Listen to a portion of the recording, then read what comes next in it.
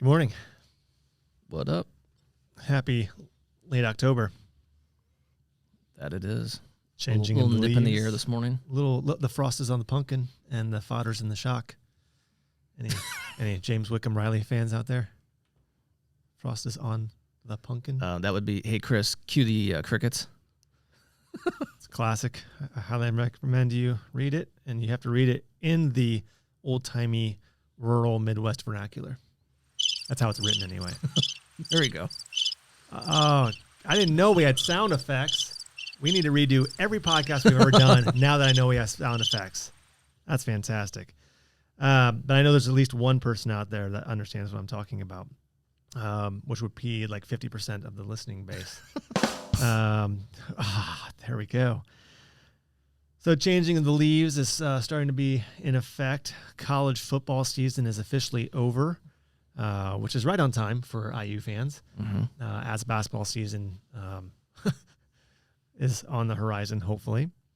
And, of course, there is the big national holiday of Halloween, which begs the question, what's your costume? I'm wearing it. No? Scary indeed. I don't know. Thank you. That was awesome. I didn't know we had a keyboard back there. Chris on the ivories. I don't know. I honestly haven't. I have not thought about it. I could break out the standard lederhosen and just go Oktoberfest, since I won't be trick-or-treating for candy, and just be refilling my beer mug with, every other house or fifth house or whatever. I don't know. I think that's serviceable. It makes sense. Makes sense. All right. We got invited to a adult Halloween party, which Kelly accepted the invitation before consulting me, because my vote would have been no, because I'm an old curmudgeon, and I think dressing up in a Halloween outfit adds more stress than it does fun of going to a party. It'll be laid out for you, and you get home and like. Well, here's what you're wearing. I did say, here's what I want to go as, but I need you to get all the apparel and accoutrement that go with Halloween. So it's not Papa Smurf? It is not. It is close. I am going as Post Malone. I got some diamond encrusted gold grills. They actually, if you Google it, because everything's on Google, it probably came through Amazon, which of course everything's sold by Amazon as well. There's a Post Malone tattoo kit that you can buy. So you can be, head to toe, all tatted up. I bought a snazzy jumpsuit. Can be pretty fly. And my only concern is, will the tattoos wash off at the end of the night, completely, and not leave? I think we should do another episode in costume. That'd be cool. That's a possibility. Yeah, that'd be cool. Unfortunately, this time of year also means that everyone's jumping in on to doctor's offices and getting things scheduled before the end of the year to get since they've maxed out their deductibles, but more on that later. Okay. That's an interesting segue. Yeah. So apparently somebody's got some medical procedures coming up. Yeah. Yeah. Myself and Maddie has to get her wisdom teeth pulled. They actually scheduled that today, not for today, but to get it in before the end of the year. Little operation I need, may or may not. They told me yesterday, we're not really sure we can actually get you in by the end of the year. I'm like, oh, that's good. Thanks. I remember getting my wisdom teeth pulled, and I got home, and our mother had decided to grill steaks for everyone that night, and I was so hungry because I couldn't eat. I was so angry that she had made nice steaks on the grill that night that she was so fed up with my complaining that she took a steak and put it in the food processor and made steak paste. And you know what? I ate it, and it was delicious. It was fantastic. It was like sounds gross. I mean, in today's restaurant world, where some of the things like the terrines and things like that have made a comeback the last few years, she was ahead of her time, really. I mean, she was like Julia Child. I think I'd rather it in its original form. Well, true, but when you when you've got to like gum the food, it's pretty good. True. So it's late October as we record this. We'll move forward here. When we release it, be sometime in the next 5 years. But we do have the holidays coming up, but then post-holiday, getting into the new year, we kick right into, at least in our industry, in our region especially, trade show season. Yeah, it actually starts, in mid-November with an AWI chapter function up in Chicago. But yeah, the primary ones, the regional shows that we have done for years, January and February, are the big time. Yes, so preparations begin or have already begun for a lot of those. And that's going to be a big focus. So for listeners out there, for us, the trade shows are pretty, in some ways people can argue that what value do you get out of them because you can't control the attendance that's coming in and the level of prospective customers or existing customers that you may be able to have some touch points with. Others would argue that if you're not there, that's when you're noticed. You're noticed for not being there versus necessarily being there. I guess from your perspective, greatest benefit? Well, I'm just excited to get back to trade shows this year because obviously were canceled last year. The handful that still took place were, obviously not well attended either by vendors or attendees. But overall, I think it's just a great venue to see customers in general, and then really, it's to me, it's all about product introductions or maybe reminders. So we have a new product out. It's a great way to introduce the market to those products, or conversely, just remind them about things that you've got that are maybe relatively new or things that are coming down the pike that perhaps that market has not really taken advantage of as of yet. So going back a couple of years, and we talked about this quite a bit since then, there was more conversation. These happen to be, the shows I'm referring to happen to be centered on wood coatings or industrial wood coatings. The conversation around water-based products was pretty rampant, much more so than it's ever been in the past. And so we're like, oh, we knew this was coming, but if some of these markets are actually talking about these products way more so than they have ever, that's an interesting shift in the thought process of those markets. And so I'm interested to see if that continues, which I honestly think it will. So I'm just excited to see that. I'm also excited to introduce some new products that we've got kind of rolling out now and how those are received.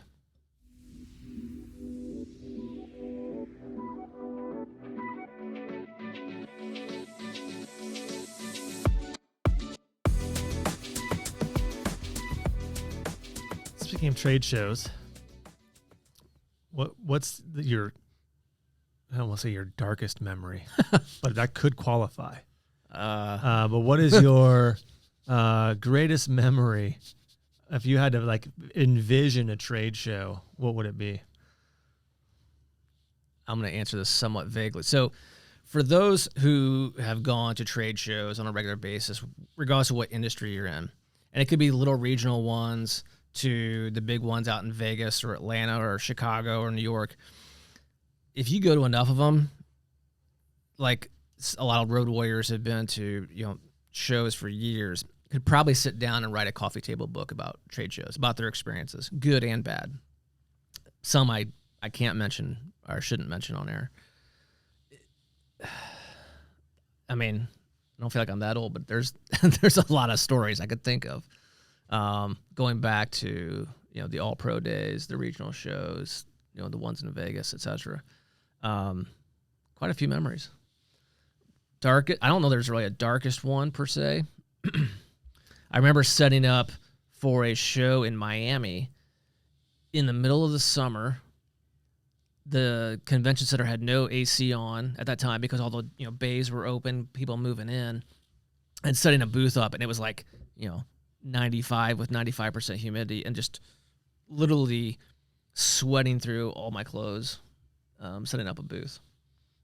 I'm sure many people can relate to that one. That sounds like a personal problem. Well, perhaps it was that day. But speaking more specifically, if you had to sum up a trade show, particularly on Accessa's behalf, in one visual, one object, what would it be? Well, I mean, it's still. I'll give you a hint. Well, yeah, no, I hear you. It still comes up today, every show, without a doubt. Everybody wants to know, where's the suckers? Where's the Tootsie Pops? Chris, you got any Darth Vader theme music? That's in my head right now. Dun, dun, dun, dun, dun, dun, dun. He's searching for it right now. Check Napster. Wait, that might predate you. All right. Introduction, please. What's the Tootsie Roll, Tootsie Pop? Yeah, well, so first of all, welcome everyone back to the Industrious Podcast. We'd like to take this moment to introduce a special guest to the podcast and the industry. That would be Mr. Vince Todd Sr. So welcome to the Industrious Podcast. Now you get to learn what a podcast is. I just had to figure out how to spell it. Well, we'll help you with that one. I'm sure. We see that you brought breakfast for us this morning. That's good. Oh, we always got it. We're going to talk about trade shows. We got to have a few props to go with the trade shows. I guess, what gave rise to these things was, for those who are a little bit more on the mature side, remember a guy by the name of Telly Savalas, Who Loves You, Baby, Kojak. And that gave rise to these Tootsie Pops. Everybody had some little gimmick to hand out, whether it be pencils or ballpoints or rulers or just some little knick-knack. Well, I got on the idea, let's give out Tootsie Pops. First of all, they were inexpensive. So if it wound up in the dumpster, which most of them did not, like the other junk did, you only had 7 cents in them. We used to buy them by the case. I'd get 1,000 of them at a shot. And they were all flavors. And I see the one that's really the most important, or had the most weight to it, is missing out of this little bouquet here. And that was chocolate. And I think one of your granddaughters ate it. Probably, when I wasn't looking. Anyway, the idea was to pass them out and stand in the aisle. One of the cardinal sons at a trade show was sitting down. So personally, I used to prohibit chairs in the booth. You need to be active. You need to be out there fishing. Set the hook on somebody that's going by, drag them in. How do you do that? Well, a la the suckers. How about a treat? For what it's worth, I think we've tried to uphold the no chair rule. So Yeah, there are no chairs in the booth. So you're welcome. Oh, yeah, and the beat goes on. Yeah. Notoriously, you look around, you walk your competition, and they've got chairs in their booth, and they're all sitting in there chewing fat instead of being out there seeing people. And the whole purpose of the trade show is to see people. A, try to convince them to try your product, get them a sample, get a date for a spray out, whatever. Or B, if they're already a customer, thank you for the business. And that meant a lot to a lot of people, because there's a lot of suppliers who don't do that. Yeah. But go back to the sucker. The chocolate ones were my favorites, and I always kind of reserve those for here comes some guy, he's got a cabinet shop or whatever, and he's got his wife, because it's a opportunity for them to get 2 or 3 days away from the shop, have a little break in the action. And I would go after her with that chocolate. I have yet to find a lady that didn't like chocolate. So chocolate was the entree. You get her in the booth, and here he comes right behind her, and then bang, go after him. You got them in the booth. Now they're yours. They're on your side of the aisle. So that was the whole gimmick with that. But anyway, after the trade shows and 2 or 3 weeks down the road, they'd get a phone call. Hey, is Kojak there? Well, obviously that made an impression. It worked. I mean, we reaped the benefit. That was our return on investment, so to speak. Whether it was a national, regional, it didn't make any difference where the show was or the size of the show. It was something that worked because it was well known. It was well branded. I think it's safe to say that trade shows were kind of like your natural habitat. I mean, you say it as jokingly, like you're the creature in its natural habitat. No, it was like going to the zoo and watching some of the animals, and it was just, there it was. And it was like Jim Carrey in Dumb and Dumber. It was like tractor beam, sucked it right in. Like it was watching a spectacle of sales. Well, there was a purpose in being there. I mean, if you're not getting out there and work it, why go? Right. I mean, they take up time. They cost money, food, lodging, and all that stuff, as well as the booth space. But if you're not going to work it, stay home. Anyway, it was a lot of fun. I used to enjoy it because I'd meet a lot of people, and I'd see a lot of people I hadn't seen for quite a while. And from that standpoint, it almost became a social event. Yeah. Based on all the shows you've been to, so kind of asking you the same question that Joe asked, what, in terms of stories that we can share, what... This is a family channel. Yeah, well, somewhat. What stories that ring true to you in terms of, we did this thing and it was super successful, or conversely, we tried one thing one year and you take a risk sometimes, it just flopped, it didn't work. Well, I know the answer to that one. Well, I guess the ones that you really tried to do to get in more into the center stage or in the limelight was if they were going to have an opportunity for you to apply product, do a demo, so to speak, a live demo where you would spray a widget or cabinet or anything. Those were always the best. The problem is that the odor in most of the places would not allow you to do that. Most of the different venues that we would go to. So we'd have to set up outside, and trying to get people to go outside to watch the demo was quite a feat. Oh, yeah, I'll be out there. Well, hell, these guys are there for one thing, eat, and grab something to drink, grab a few knickknacks, and they were gone. And I think probably one thing that sticks out in my mind was kind of funny, but it isn't. There were the two guys, and they looked like the grumpy old men, and they were walking around this floor, and they both had shopping bags. Everybody has a bag for something. The bag says Pete's Lumber Yard or whatever, and they're going around to each booth and picking up pencils and pens and whatever little gimmicky thing that vendor was giving away that day and putting them in a bag. And if they could get one or two, that was great. If they got a handful, that's even better. And come to find out, what they were doing was they were going through the show, collecting all of this stuff, and going back home 2 or 3 days later, they'd have a garage sale. And there they are, standing behind these tables at home, selling this stuff they picked up at the trade shows. It was kind of funny, but yet you had to feel sorry for them. Yeah. I kind of question what's a little That was bit, before eBay. what's more Amazon. questionable, the fact that they were trying to sell it, or the people that would actually come to the garage sale and buy some of that random knick-knacky stuff that's branded? Well, you only have to do one garage sale until you get the idea who attends those things. Yeah. And some of them are people who buy anything. Yeah. Or try to get you to deep discount it, like no charge. Right. So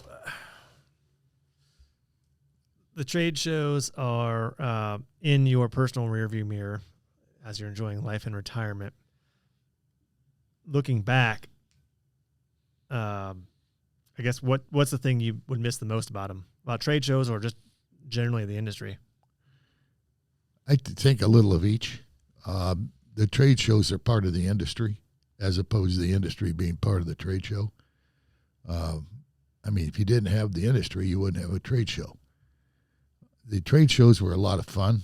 They were what you made it, quite frankly. They could be a real pain or they could be a lot of fun. And like I say, most of the time they turned out to be a social event. Miss the industry? Yeah, I miss the industry. I miss the idea of what's next in technology. Technology is changing. Things are changing. The method of application, the technology of the coatings, the curing, whatever, whether it's a UV or water-based. And I see things like climate change. That's going to affect it. They're still talking about VOCs today. We were talking about VOCs 30 years ago. Today, we're still talking about them. Where's that zero VOC stuff? There's a lot of technology going into architectural coatings. The stuff you put on the walls of your house, not being into that, but you can see it on TV. So I think from that standpoint, I miss the industry. Miss the people in the industry, too. Right. I'll say for you, it'd be the human interaction. Yes. What about the upset customers? Upset customers? Hey, wouldn't it be a wonderful world if there was never an upset customer? Part of the thing about an upset customer was how to diffuse them. I mean, they call up and they're all unhappy about something, and you got to listen. The biggest thing was to listen. Shut up and listen. And once that person has vented their frustration, their pent-up whatever, then you go to work on it and try to resolve their issue. Because if you can resolve their issue, you become more of a hero in their eyes. So my next question is, so a bulk of your career was on the sales side of the ledger. I mean, outside of business ownership, there was a strong concentration on the selling side and being the face out there in the market. And you spent several years working a lot with newer reps, younger reps. Maybe you just answered my next question, which is, if there's a fresh face out in the market selling industrial coatings, what's your singular most important piece of advice for them? I think the biggest thing that a lot of the people today, you got to know the product. You have to know the technology of the product. It's much more involved than what it used to be. It used to be paint. Now it's coatings. Then it's chemical coatings. So you got to know more about the technology of the coating. Why is that coating good for me? What's it going to do for that customer or that prospect's product? Is it going to add value to it? And if it is, how? And to go about it that way. I think that's the biggest thing. And to get these young guys to not stand there and say, hey, I know it all. I've got all the answers. No, you don't. Sit down and listen to this person. This person's been, if it's an Amish guy, hell, he's probably been building cabinets for the last 30 years. He grew up building cabinets, and he knows he's forgotten more about cabinets than this kid will ever know. So I think the biggest thing is going back to listening, learning the product, and learning your market. I'm going to make note of that. Wise words. Pardon? Wise words.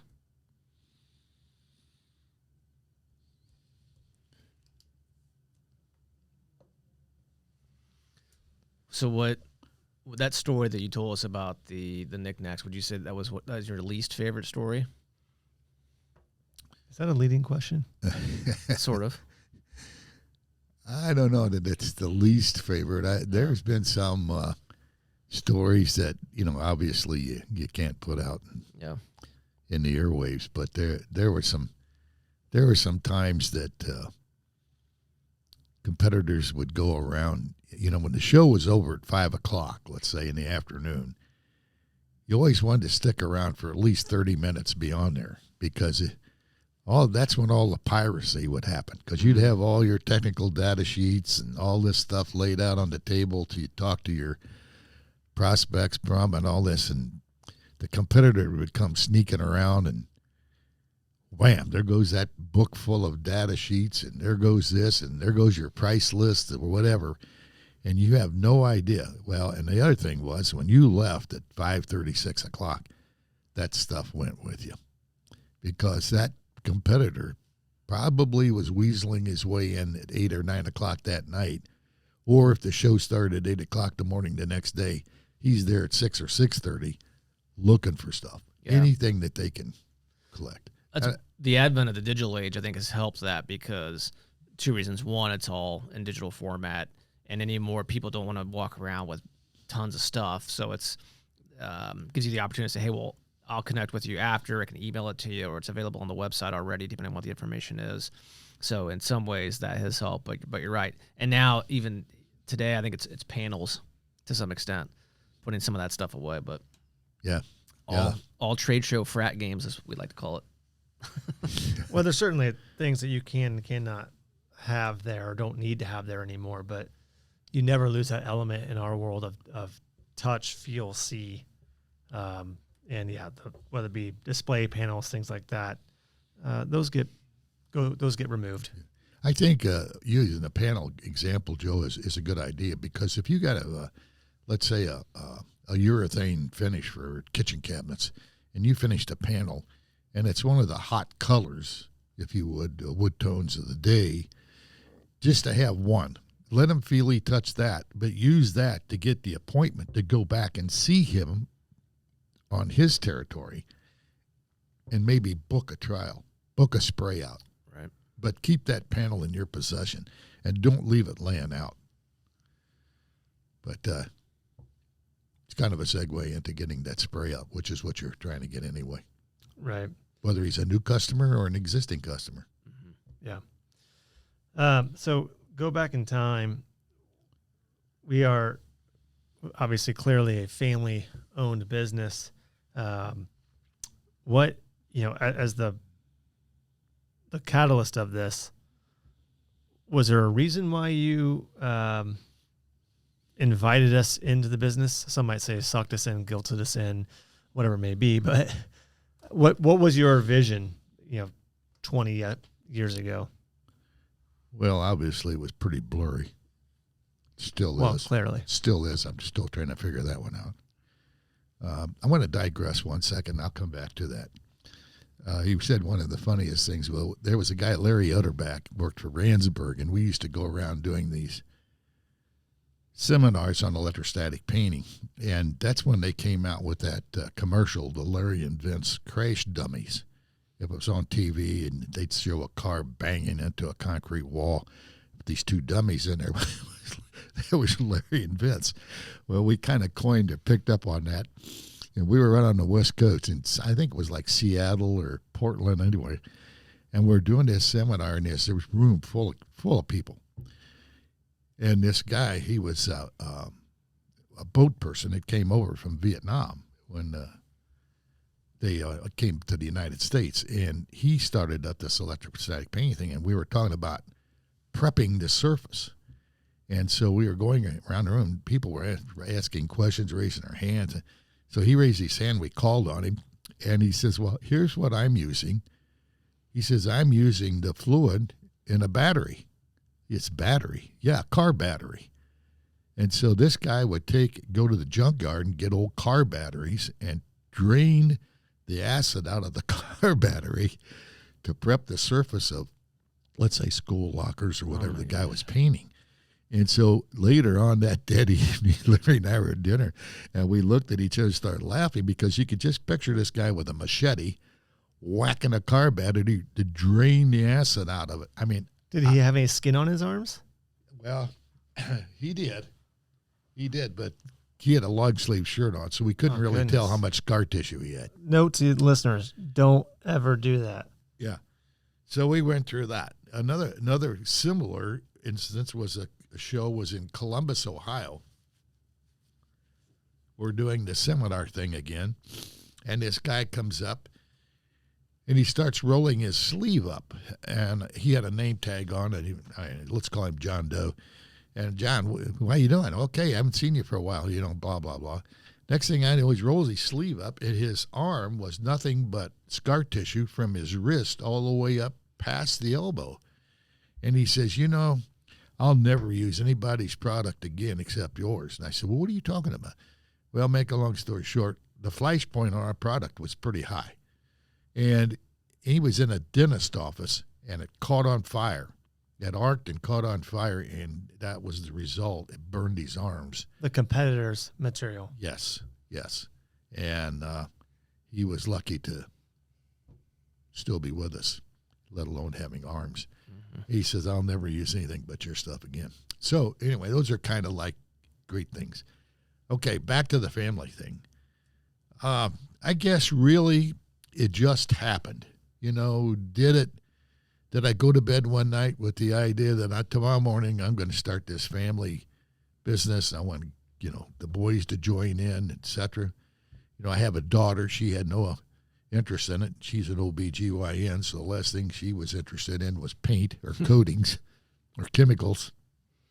And we got rolling as I was with Lilly Industrial Coatings at the time, And I think, Vinny, you were selling advertising or something for Yellow Pages or whatever. Before I came in, I was with Telemon and Carmel. That's right. Doing distribution of cable modems and DSL modems and things of that nature. Yeah, that's closely related industry, right? Yeah. Yeah. Mm-hmm. So anyway, one day it led to another, and Vince came in, and the company then became available because I was employed by a hardware company. No one was selling hinges and hardware for kitchen cabinets and stuff. And so I approached them about selling the coatings division, and after about 3 months, we finally got to the table and cut the deal, made the deal. And then I think, Joe, you were in Cincinnati. This was about 25 years ago, thereabouts. Early 2000s. Yeah. Early 2000s? 20 years. Yeah, okay. Anyway, back then, and the next thing, you were at Procter & Gamble, and you were down there for a while, then came up here and went to the Patterson Dental people.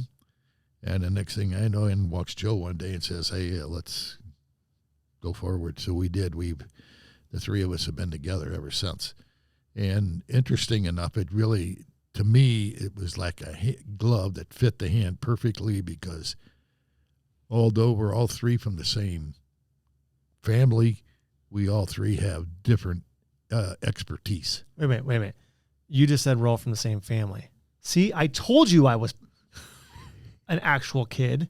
All these years, he's been telling me that I'm not part of the family. I thought that was going to be part of the surprise of this episode. We were going to announce somebody was going to walk in. Well, and the cat's out of the bag now. Your mother made me say that. Well, that's because she loves me his the mother most. or my mother? Both of them. Both mothers. Oh, man, the one-liners going through my head right now. Yeah, there's, So probably a Navy joke in there somewhere, but we're not going to say that one Yeah. either. So anyway, Are you talking about Coronado Island? I was not going to go there. No, I was talking about maybe having a lost sibling in Southeast Asia somewhere. I have vomit rising up through my esophagus right now. Don't make me do it. Sorry, listeners. That'll be in the outtakes. Okay. Well, anyway, and it worked out. It's been an interesting ride, ups and some downs, and but it's been a great ride, and I'm really appreciative of how it's worked out. Would I do it again? Yes. With the same people. Is that a statement or a question? Statement. Well, good. I'm glad that we can facilitate some pickle in your spare time. Yeah, right.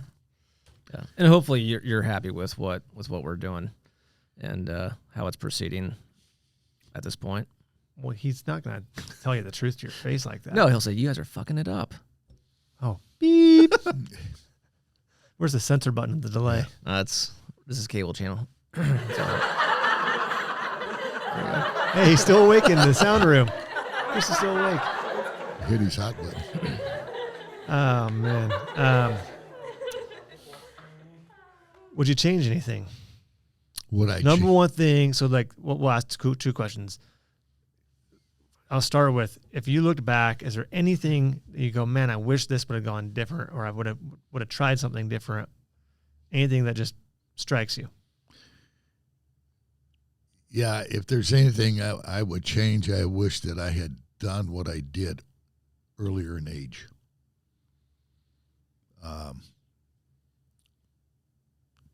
You're only 63 now. Yeah, right. I wish. I wish that I could turn back the clock. I wish that we'd bought the company 20 years prior to when we did. Some decisions that were made have maybe they would have been made differently. But yes, that would be the biggest thing. All right, so best thing. Look back and go, man, the best thing, most fondest memory of a decision or something that happened, an outcome, besides having that third child. I mean, that we know that's the default answer, but Right. so number two, like maybe 1B. I think the best moment was the day I went to the attorney's office to close on the acquisition of the company from the previous owner, and getting out from under that umbrella to do our own thing and go forward. And the decisions that were being made for our benefit, not their benefit, or something that had to be shared. And that, if I had anything, I wish the hell I'd have done that 20 years prior to then. Instead of working for other people or other companies, we'd have started our own distribution company or manufacturing. I mean, I came from a manufacturer, large manufacturer. Lilly was huge. They ultimately sold out to Valspar, who sold out to Sherwin-Williams. In this industry, the big fish eat the little fish, and it's still going on today. But, I wish the heck I'd have done that 20 years ago or more. Well, as they say, hindsight's 20/20, and that's just part of life. Yeah, it is. Really is. Yeah. So, look forward. Can't do anything about the back, about the past, but we can sure look forward. Right. Certainly. Well, thank you for coming in today. I know you had a busy schedule this morning. Yes, thanks for bringing breakfast in the form of a Tootsie Pop. Yeah. I'm sure the kids I got dibs on the dark red one. That's fine. And thank all of you listeners and viewers for tuning in to this episode of the Industrious Podcast. If you're watching on YouTube and you haven't already subscribed, please do subscribe, hit that notification bell, and go ahead and like any of these episodes when you go back and watch them. And provide feedback. Tell us about what you want to hear. What topics of discussion do you want us to delve into? It can be industry related. It can be about life. It can be advice on love and romance. We are the experts at almost everything. Just ask our wives. Yeah, whatever. I'm not going to go down that path. Anyway, be industrious, and thanks for joining us. See you.